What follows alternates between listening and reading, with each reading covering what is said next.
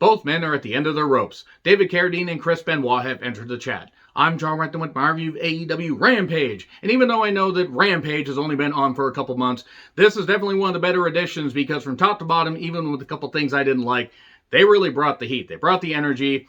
And I, again, am going to have some critiques, but there was a lot of really good shit on this hour-long program. Let me know your thoughts on this show in the comments, please. One thing I didn't like, Chris Jericho on commentary. And I liked his stuff at the beginning of the pandemic and occasional appearances, but now he's just Chris Old Man Yells at Clouds Jericho.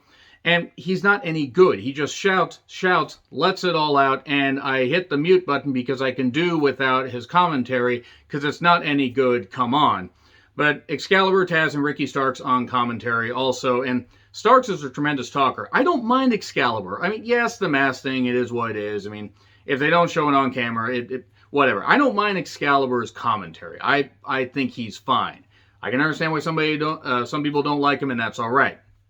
But don't have a four-man booth. Don't have Jericho dominating the whole goddamn thing and shouting at everybody. It's just not good. It takes away from the matches. Though, Bryan Danielson versus Eddie Kingston, they beat the shit out of each other. Danielson's chest at the end of this match looked like vegan meat. It was just absolutely just beat up. My God, it was so fucking red. It was insane. He's really beating the shit out of his body, and he looks like he's in much better shape.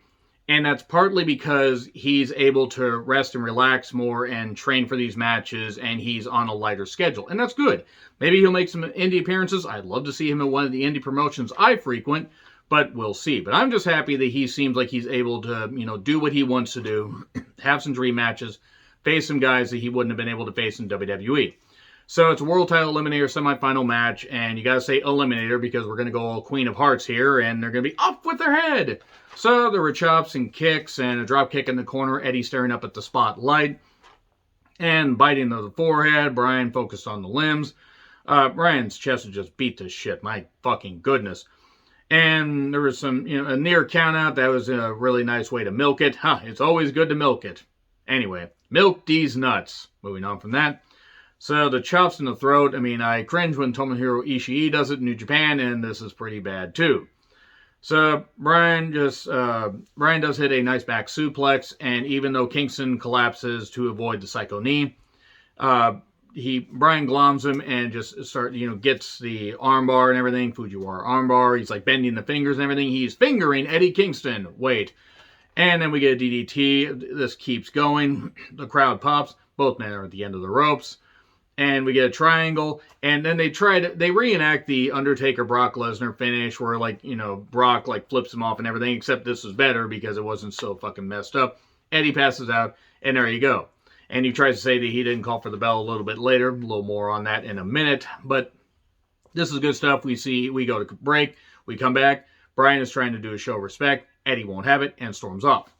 And Shivani is backstage with CM Punk, CM Punk, CM Punk. You couldn't do this in the ring? Oh, no, you couldn't, because then Eddie's all shouting backstage and gets in his face. Why are you all smiling? Hey, I'll tell you right now, I wouldn't mind seeing Eddie Kingston versus CM Punk as far as promos alone. Now, in-ring work, Punk, he is what he is at this point after 7.5 years off. And Eddie, he is good at, working his own style, but he also is near the end of his career.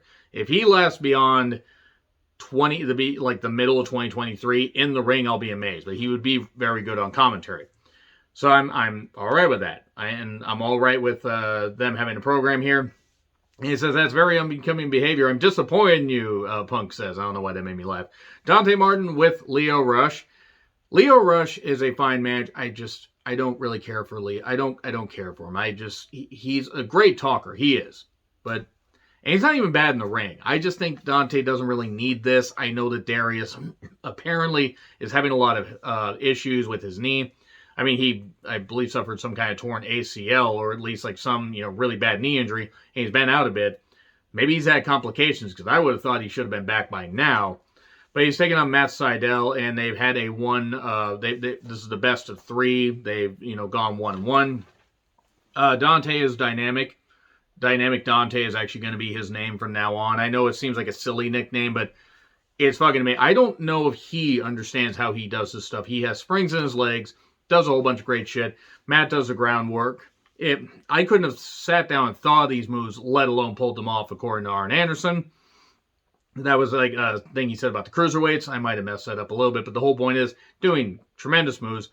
He hits a sunset flip for 2. He hits a high stomp where he almost gets on top of his shoulders. That's amazing. Near fall, we get a springboard moonsault, double springboard moonsault, 1, 2, 3, and Dante got the victory. And then we get split screen stuff with Abaddon just yelling, and then Britt with Reba or Rebel and Jamie Hayter as a zombie. And let me just say right now, Jamie Hayter, holy fuck, she's a hot zombie. So Dynamite, Dinamite. It's going to be Cody and Andrade, El Oli Oli Go, Anna Jay versus Jamie Hayter in the TBS Championship Tournament match, and Mox versus Cassidy in the World Title Eliminator Semifinal match. Whoever wins faces off against Danielson. Let me tell you right now, if it is not Mox, if they have Orange Cassidy beat Mox, that would be stupid. So it's obviously going to be Mox versus Danielson, and that will be good. Danielson, I think, should win. I mean, because if Mox won and went after the title, I wouldn't be upset. But I think with him going heel, he might try to go after the TNT Championship and beat up Sammy Guevara. And then next week's Rampage, we are getting the Bunny versus Red Velvet. Oh boy, and nothing against Red Velvet. If she stops diving and laying on her head, she's fine. The Bunny, not very good in the ring. And John Silver versus Adam Cole, baby. And then we get a split screen. We get the split screen stuff, like I said. Abaddon. I love Abaddon's gimmick. I fully recognize it is not for everybody. And sure, you got Rosemary and you got a couple others, but Abaddon is committed to this gimmick. And she's got herself in, better shape as far as, she really just looks more like she's, just investing in this. Like, she seems like she's growing as a performer. I mean, I don't know. I mean, sure, the blood, the spoopiness, and all that stuff. She's putting in the work, and the hair is fucking phenomenal. I don't know why. It's like 80s hair, but it works for her. And this is a trick-or-treat match, no DQ, and Jamie and Rebel are at ringside. Let me just say right now, I like the interference, and I get it. It's no DQ, so you got to have this stuff. Abaddon doesn't have any friends. Maybe they can't do the Impact relationship anymore, but maybe she could call upon friends. Maybe she could get the Bunny to go dark again and be the Demon Bunny and do that. Oh, wait, the Demon Bunny was killed off on Impact for whatever reason. And if Abaddon wins, she gets a title shot. Well, guess what? She didn't win. Now, I like Abaddon. I like Britt. I like Britt versus Thunder Rosa a lot. And I've liked Abaddon as far as her presentation and her winning on Dark and Dark Elevation. But she hasn't been featured on Dynamite and Rampage at all since January, and Rampage wasn't even a thought then. So if she hasn't been on Dynamite all that much, even if she's been amassing wins, you have to watch 4 different shows to see what's going on. And it gets to the point where it's a little bit too much. So it is what it is. They built this on the fact that Britt had said, well, I'm not going to face Abaddon on Jericho's cruise, so now she has to face her here. There was a table and a chair outside, and I am the table ×2. That table did not break. That table's like, no, fuck you, I'm not breaking. It's a very tacky spot for 2 because they break out the thumbtacks, and this is where I started to kind of groan. Yes, they broke out the thumbtacks with Thunder Rosa versus Britt Baker, and it sort of fits Abaddon's character, but I groaned at it when Abyss kept doing it in Impact a number years ago for a number of months and years. And we eventually got the tack spot. We did get the stomp on the chair, but Abaddon's like, no! And then Chanel sells that. She gets tax in the mouth, which, I don't know. I feel like that spot didn't necessarily need to happen here. I mean, I sort of get it, and then Abaddon's biting her, trying to bite her hand, bring her hand in to bite her hand because of the lockjaw. But then, after all that, we get distracted, we get whatever. We get the most devastating maneuver in all professional wrestling. Surprise roll-up, 1, 2, 3, in the tax. Dreaded roll-up for 3.